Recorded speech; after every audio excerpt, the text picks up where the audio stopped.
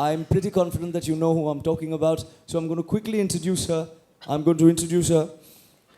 She's not only redefined fashion with a unique blend of Indian tradition and modern style, but also shown us that fashion can be kind. Someone who believes that fashion and style should never come at the expense of animals.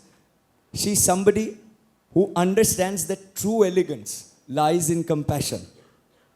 Through her work, she has led the way in sustainable fashion and is somebody who is actually showing that to be in vogue is something that should not come at the expense of somebody else.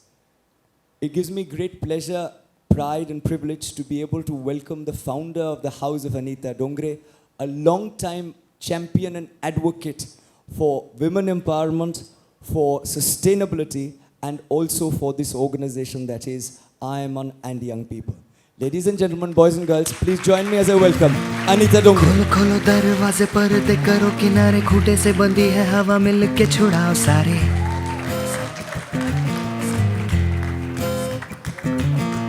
आ जाओ पतंग लेके अपने ही रंग लेके आसमां का शामे आना आज हमें है सजाना. Firstly, thank you so much for doing this. Good morning. Lovely to be with all of you, and thank you for having me here.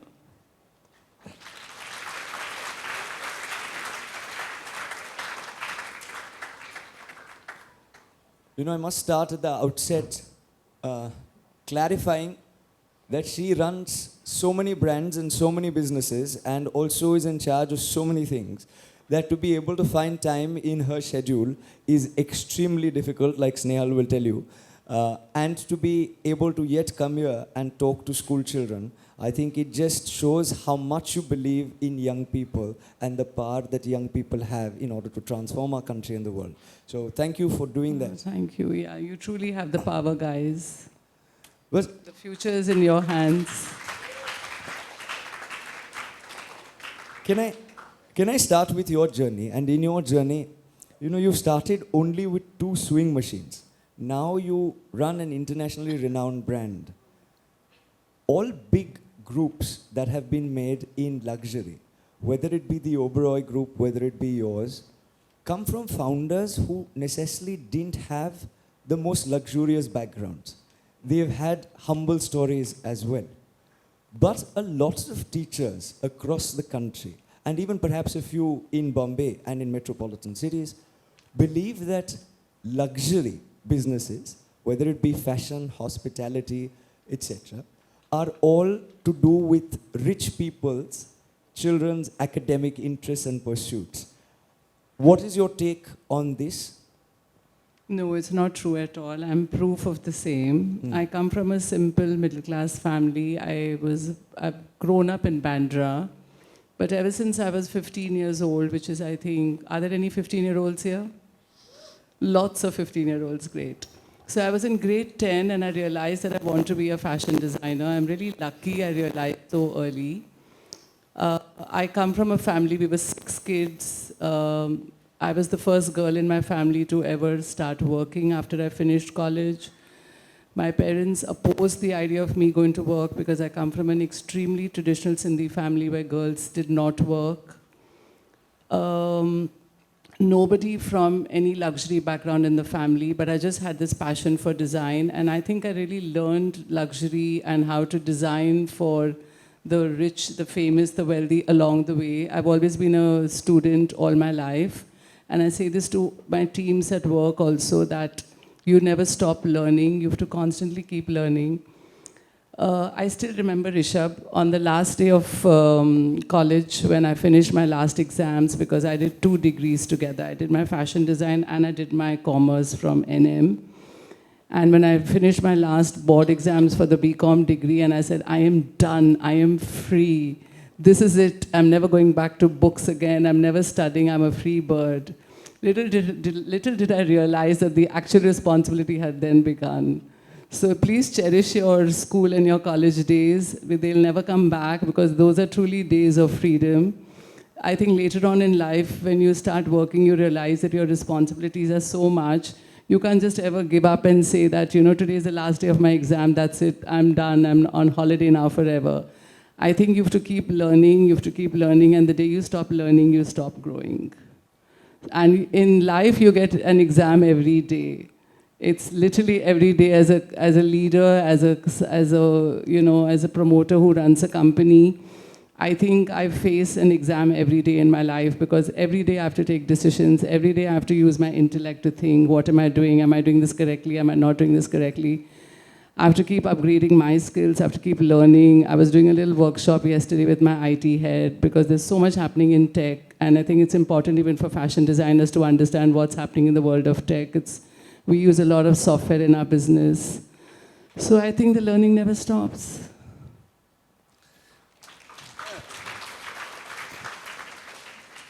Learning never stops. You never stop being a student.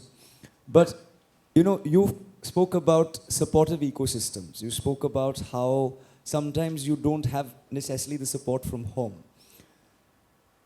Young students sometimes face a lot of difficulty in convincing their parents, saying this is what they want to do.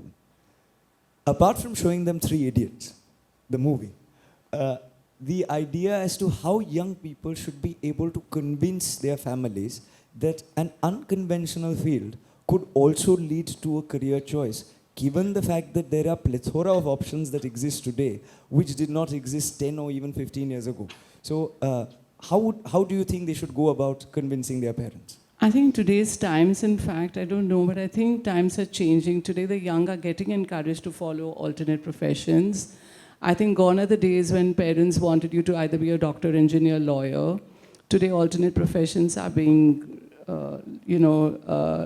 at least I think most parents today have an open mind, but I think in case you come across a situation where you want to do something else, follow music, follow dance, follow some creative profession, and your parents do not understand that, I think you've got to work twice as hard. I think I had to work twice as hard to convince everyone around me that I'm serious about what I'm doing and I'm going to make this a success.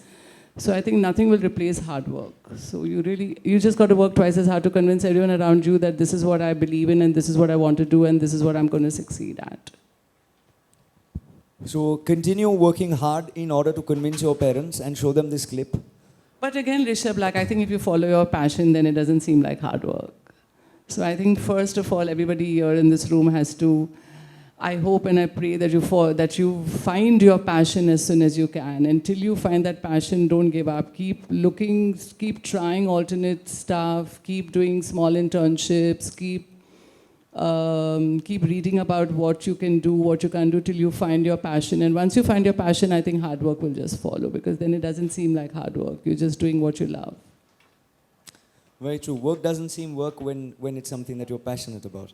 But if I may again, where you mentioned that, this clip will again be very useful to show parents saying, this is something that Anita Dongre believes in, that let students choose what they're passionate about. Absolutely. And to that end, how important are co-curricular activities and skilling in comparison to mainstream educational curriculum? I think anything you study today, there's always, you're going to widen your knowledge. Today, whatever you do today in the world of fashion, why am I sitting with my IT head and learning about tech? Tech is so important today because we are running stores, we use technology to make our customers' experiences better. We use technology to make sure that the customer, wherever she wants to buy a garment, whether she goes online, whether she goes to the store, it's available for her. So today, even you've got to have an open mind and have a lot of varied interests also because it all just adds up and it all just makes you a more wiser, mature human being. Another thing about wiser, mature human beings, and considering you are one and a role model for many, you broke stereotypes much before it was woke to break stereotypes. It was you cancelled out a lot of problems before today's day and age is dealing with in a very different manner. So what my question is that women today only comprise about 9% of executive boards in India. Only 12% of C-level positions in the top 500 companies are held by women. And since 1947, we've only had 17 chief ministers who are women. Even female actors and cricketers are paid lesser than their male counterparts. in a male-dominated industry, you've led the way, and for decades now. What advice would you give to young girls who are sitting in the audience when it comes to breaking this stereotype and actually getting to gender parity, which is something both the United Nations believes in, the Indian government believes in, I.I.M.U.N believes in, and I'm sure you're a strong champion of? Rishabh, you know, I think what women, as women in India, what we do is, and I think it's a lot of conditioning from childhood, it's conditioning from our families. We all at some level undervalue ourselves. So we all just think, I don't deserve this. We somewhere think that the man deserves more than what we do. At least that's, I mean, today, even though I fought for what I wanted to do, I definitely think for years and years and years I undervalued myself. I never ever negotiated a better deal for myself because I just came with that conditioning that it's okay, it's fine if I get less, it's okay. But I think it's not okay. I think as women we have to learn how to not only just dream big, and I'm sure some of us dream big. I always had large dreams. But we need to fight for those dreams, and we need to know that we are equal to men, if not sometimes better. And that we can be as successful and as you know, bring, you know, be economically as you know, as independent as men can be. And I just think it's our conditioning. We just think it's okay. As women, we are always givers. We are not takers. As women, we just say it's okay all the time. And I'm just saying now is the time to say it's not okay. Yeah, you can clap if you want, yes. It is time to redefine status quo in a way. And, but whilst redefining status quo, I'm sure in your journey as well, you've faced many an adversity. Oh, lots. Every day. As teenagers, one faces adversities almost every day, in different forms. Could you tell us some incident of adversity that you faced, and extrapolating from that incident, how do you think young students should deal with adversity? So, you know, I don't know, today if you think, okay, this is Anita Dongre, successful fashion designer, runs hundreds of stores, doesn't everything look like really rosy on the outside? Do you all think I have a rosy life, a glamorous life? You see my clothes on Bollywood stars. Do you all think I have this glamorous, rosy life?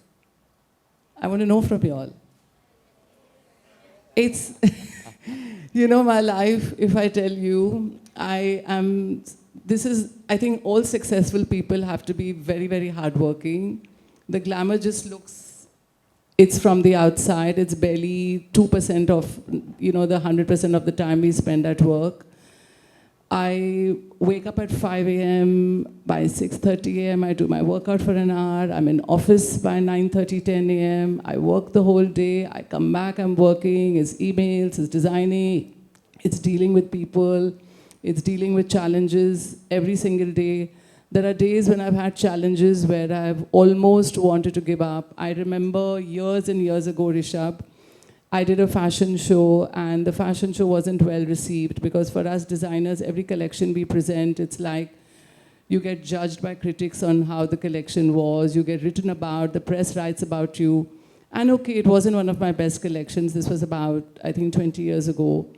And I had a point of view that the critics didn't understand, so the critics tore my collection apart.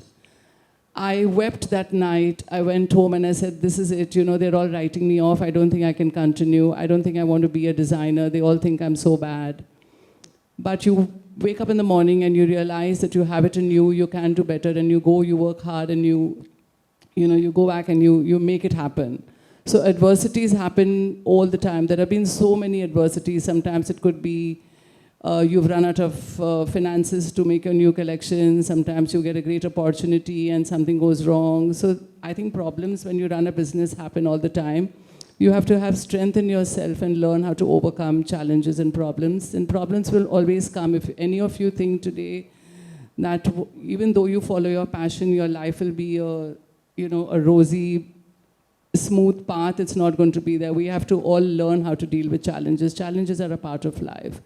And if you sit down and really think about it very, very practically, there's always a solution, and there's always a morning where it's a better morning.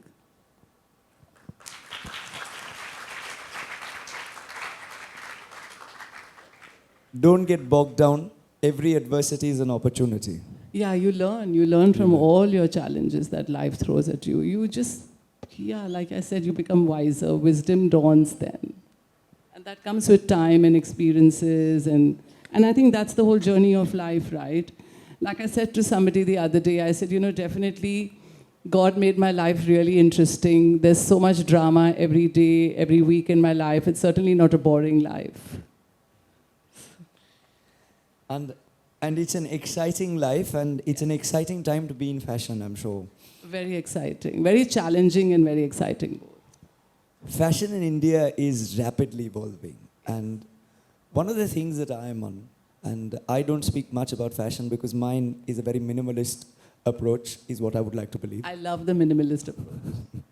Is the idea that I.I.M.U.N has tried at every conference to have students on the first day dress in Indian clothes, and on the second day in Western formals. Today, any I.I.M.U.N in India and across Southeast Asia, and now in different parts of the world, they have students in Japan wearing Indian traditional. Wow. So this is something that we try to do in our small way in order to spread Indianness. You are the perfect example of the Barbie Diwali yourself. And you have married the East and the West in a way that is second to none.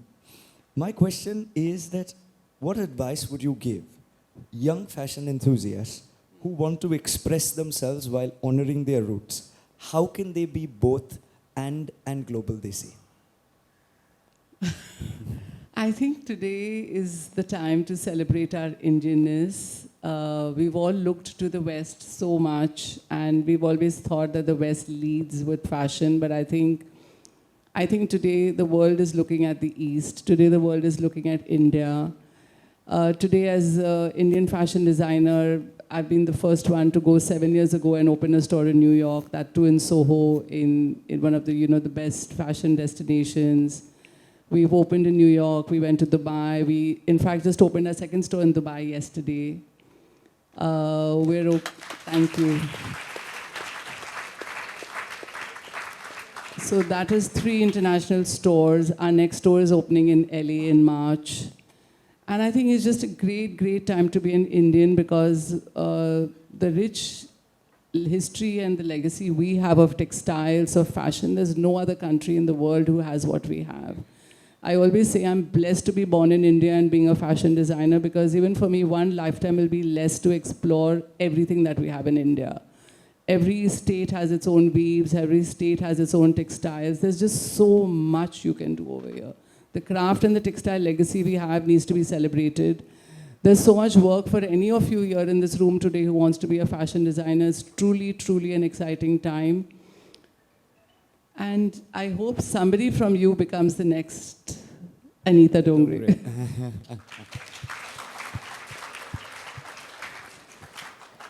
I think we would have accomplished our mission of I.I.M.U.N's role model series if we get another Anita Dongre from here. But thank you for that answer. And you promote sustainability. Yes. At the organization we try our bit. After all these conferences in different cities, and we do about 108 of them every year, after that we tell them saying, go plant a tree, do some good for sustainability in your own way. There are 2 types of feedback that we get. One is that we're already doing so much, why to do something more? And the second, the ones who are even doing it, the few conversations that I've had a chance to be privy of, when it comes to fashion, everybody wants to be in vogue. And when it comes to being in vogue, they feel that sustainability is not necessarily something that needs to be taken along with. They feel they're doing their bit for the planet, and therefore, when it comes to fashion, they should make their choices. What is your thought when it comes to the importance of A, sustainability, and then B, making sustainable choices? I think, sustainability, I think, like what I said, there's so much power with you children today because you will decide how sustainable the world is going to become. Today, when you are, I noticed the glass bottles, thank you, there's no plastic over here. All the little things that you do, of course, make an impact. But today, fashion is one of the largest polluters. And you can help reduce that pollution by making by deciding when you buy something that you are not going to buy a textile or a fabric that is not biodegradable, that's not sustainable. These are very, very small things that you can do, but they are very, very important. They all add up. You can choose brands that are sustainable.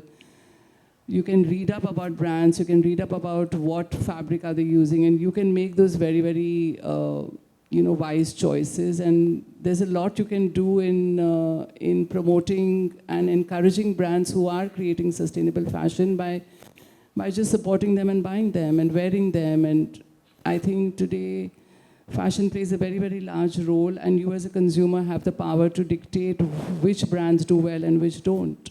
The consumer ultimately will dictate, right? So if the consumer starts supporting sustainable fashion will grow. If the consumer says, I don't care, how is this one shirt that I'm going to wear, I'm going to make a difference to the world, then it's not going to change. But that one shirt and that one consumer can make a difference. It's like exactly what you said, one vote makes a difference. So one purchase makes a difference. And you must use that purchase wisely.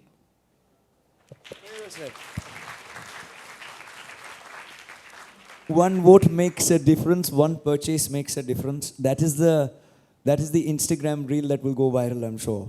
But if I may, again, profitability and sustainability, they don't necessarily go hand in hand. You have taken great risks of being sustainable and then sometimes compromising the bottom line. To that end, do you think that other people, when they're starting out, especially when they're starting out, at that juncture can afford to take those risks? What would your advice be to a young, upcoming fashion designer? I think what I would say is stick to your value system. Don't ever compromise your values. If you are starting a brand and you're getting into fashion and you want to do sustainability, then just do sustainability. Don't deviate away from that. Stay true to yourself. Right, and even if it means lesser profits or no profits in the first few years, that's fine. In the long run, it will hold you in the good long stead. run, it will hold you, because I think the future lies with sustainable brands today. And in the long run, hopefully you will be Anita Dongre. Yes. My blessings. But you spoke about values, and values is something that's core to role models. Today's value system is fast changing from what I grew up in 15 years ago. It is the day and age of T20 over test match cricket. It is the day the Rahul Dravid's become from a cricketer, he's become a cricket coach. And there are perils of playing a T20 match in a test match. What I'm trying to say is value systems are now being dictated by social media. There is a day and age of instant gratification that has come in. The number of likes determine how successful a person is. What are the values? Lots of people see you as a role model. What are the values that you would want leaders of tomorrow to have? Wow, that's... No, there's supposed to be some deep, sensible questions. I think everybody has to create their own value system, Rishabh. I mean, every child here has to decide, this is important to me, and I'm not going to compromise on that. And I think everybody's value system has to be different, and whatever your value system is, I would just say have the courage to stick by it. Don't have to be like the rest. You don't have to follow the herd. If you're going to honor your value system, that's what should be very important to you. Or whatever your value system is. I don't know whether I've answered that correctly, because it's such an intense question.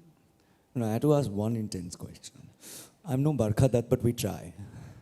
But the reason why I asked you about values is, because there is a huge conflict today, and I'm sorry, I'll just prod once again on this, is there's a huge conflict. The duality in school is teachers want a certain set of values to be passed, and students are having role models who are essentially imbibing a very different set of value system.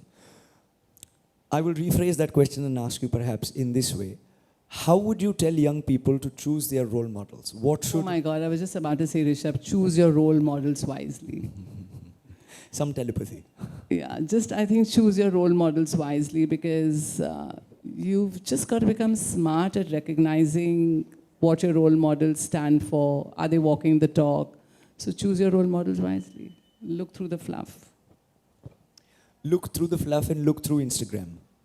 Yes, please do not judge people by what you see on Instagram. It's just like a smoke screen. Very true. And then when it came to role models for you personally, who was your role model growing up as a teenager? You know, I've had several role models in my life. Today, like my role model is, I don't know whether you all know her, but she's Dr. Jane Goodall. How many of you know of Dr. Jane Goodall? Not too many hands. So can you all please go Google Dr. Jane Goodall? She's an animal lover. She's done some amazing work with animals. I'm an animal lover myself. And, you know, to see the kind of work, what she's done, I don't know whether I'll even land up doing 1% of what she's done, but that's what I aim for, to do 1% of what Dr. Jane Goodall has done, because she's done some incredible work with animals. So today it's her, tomorrow it could be someone else. My role models keep changing over the years as I keep growing as an individual. I don't think you are the same person as you are when you're 15. I think every few years you keep evolving, your priorities change, your role models change, your goals change, and change is the only constant in life. So today it's her. Today it's her. And I'm sure Jane Goodall would say that you're doing much more than the 1%. No. I would say like 0.001%. We've just begun. You're very humble. And which is why I want to ask you another thing. Humility and people who are in public life is something that is very difficult sometimes for young people to be able to ascertain. Whilst everybody puts up a good show on Instagram, I've known you. I've seen how you conduct yourself, both at your factory in Rabale, with Snehal, with Sneha, with everybody who's been a part of your team, how you've spoken, how you've conducted yourself. You treat everyone equally. You believe in egalitarianism. You practice humility. You said it's very important to choose role models. And therefore, my question to you is this. How do you see outside the smoke screen? How do you see through the smoke screen? How do you sift the reality versus what is shown on reels? So Rishabh, to me in my head, I'm just this factory worker. To you and to everyone in this audience, I'm Anita Dongre. But I don't think I'm Anita Dongre. To me, I'm an everyday factory worker. I go to work every day. When I wake up in the morning, what gets me out of bed is to just go to work and to create and to do better today than what I did yesterday. So every time my car drives into my head office in Rabale, which was a dream of mine, guys, at about 18, 19, when I was a student of fashion design, it was a dream that I would have this utopian factory and it would be this. And so I worked for 30, 40 years. I finally got that factory, and it's this green building which Rishabh has been to and some of you have been to. So when I enter the gates of my factory every morning, I just say, thank you, God, because I'm living the dream.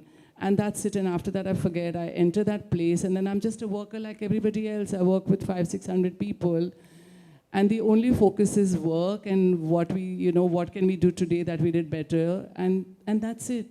I'm just a humble factory worker who designs clothes, and then I go to work. I go to work every day. I come back home tired. I go to sleep, and I get up the next morning and do the same thing again. So I think my work keeps me humble. Working with so many people keeps me humble. No, I don't know how to be anything else, Rishabh. So it's not that I just don't know how to be anything else. No, in your case, I completely understand, and I know that this is true. What my question mainly was from their end. There are few who are very lucky to be able to hear this conversation. They will hear it, and also few who have had the good fortune of knowing you. My question is that when they're making their choice of choosing a role model, they're seeing some of these conversations, and at the same point in time, they're seeing a lot of Instagram. They're seeing a lot of TikTok. Of course, not TikTok, but other forms of social media. But the idea essentially is, how are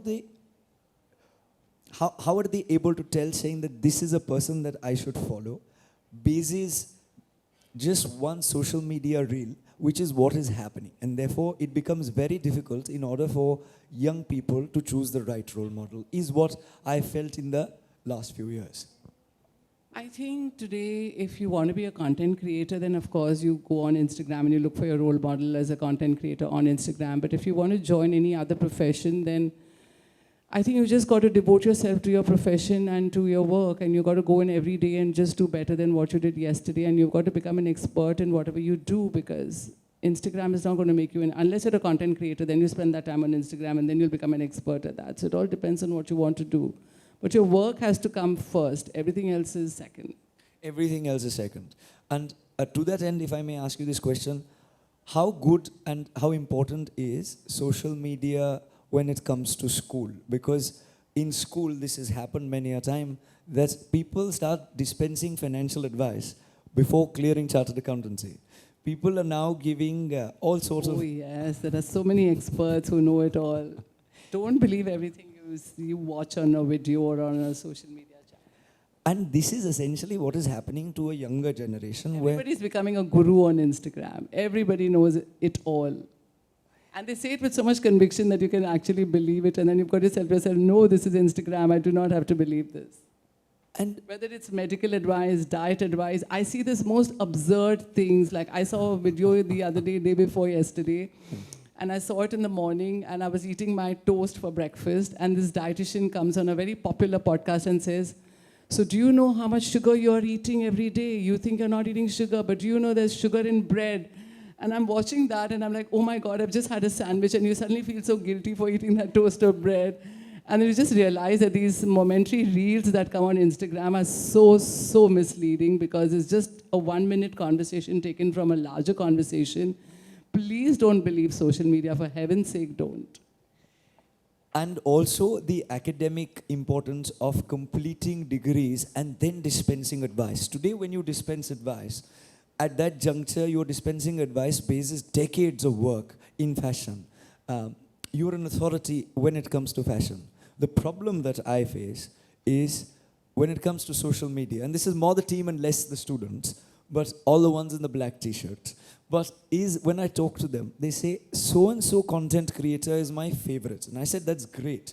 They're great at making content, but they're not great at dispensing advice on the domain expertise that they claim to have, because they have not done anything in that field and they don't have any academic credibility. And this is leading, if I may, this is leading in schools to students choosing to make Instagram reels rather than taking the economics class.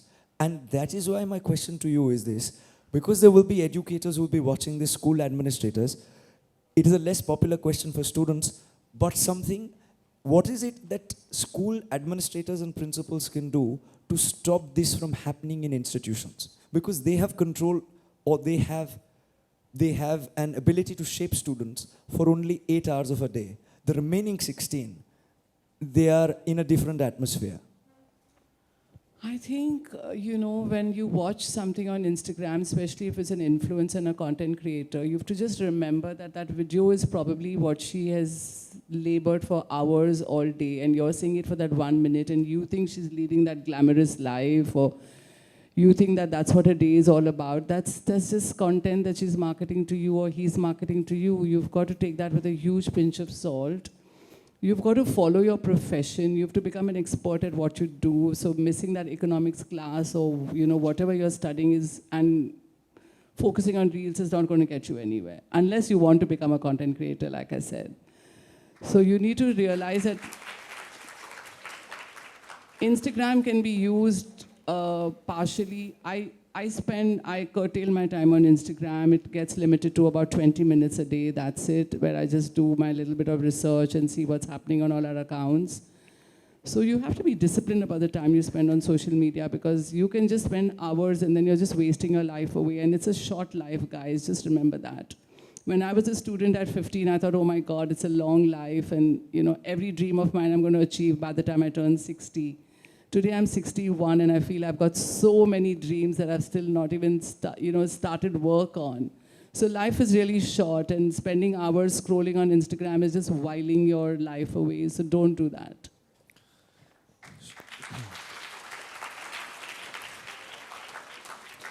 I'm happy that the students are clapping, the teachers are clapping, obviously, but the students are clapping as well. And that's what a huge difference when it comes from people like you, makes to students and to schools across? It's a make-believe world on Instagram. It's not the real world.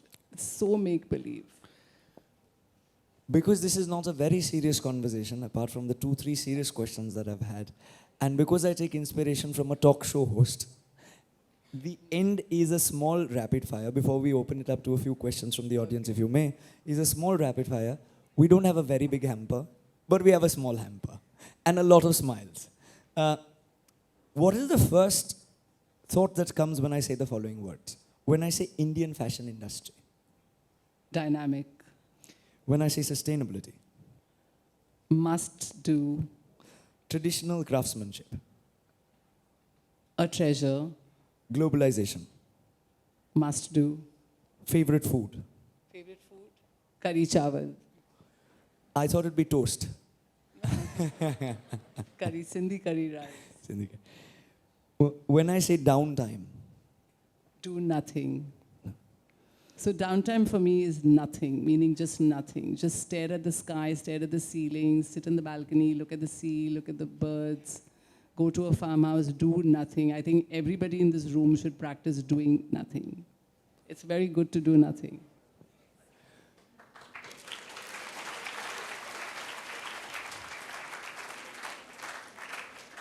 She meant after you finish all your schoolwork, your homework, etc., etc., is what I'm just clarifying. You know, downtime doesn't mean watching television. Downtime doesn't mean watching Instagram. Downtime doesn't mean gossiping with a friend. Downtime sometimes is me time, and me time is doing nothing. That's what I meant at the end of a hard day.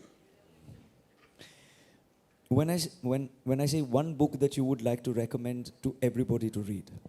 The Vedanta Treatise by Swami Parthasarathi. It's like, for me, the must-have book that everybody should have. You all are too young, but start. It's great to start young. It's the book I've had for the last 30, 40 years. I wish I'd read it when I was 15. I think I got introduced to that book when I was about 35, 40. So I've had it for 20, 25 years. I've reread it 10 times. I think it's the book that's given me the most. So that's the book I would recommend. One movie that you would recommend everybody watch? Oh, that's a tough one. Yeah. I'll just say Three Idiots because I remembered it. You just took the name. It was a good movie. Great. When I say India, what's the first thought? Love. Youth. Love. Hope. Promise.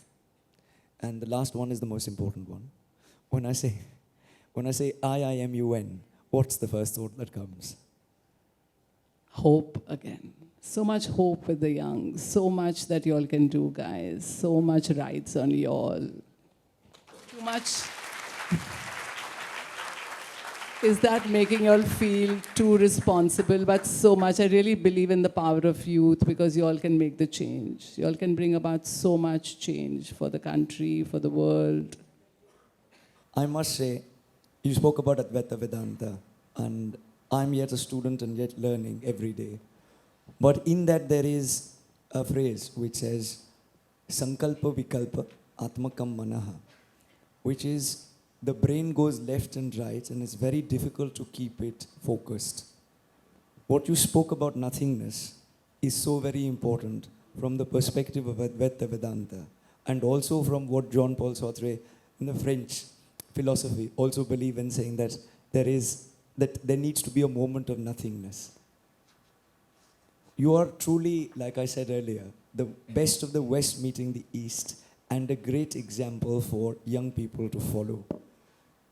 It is very difficult to be able to say that this is a role model. We get people who come in and speak and they're very kind to spend their time.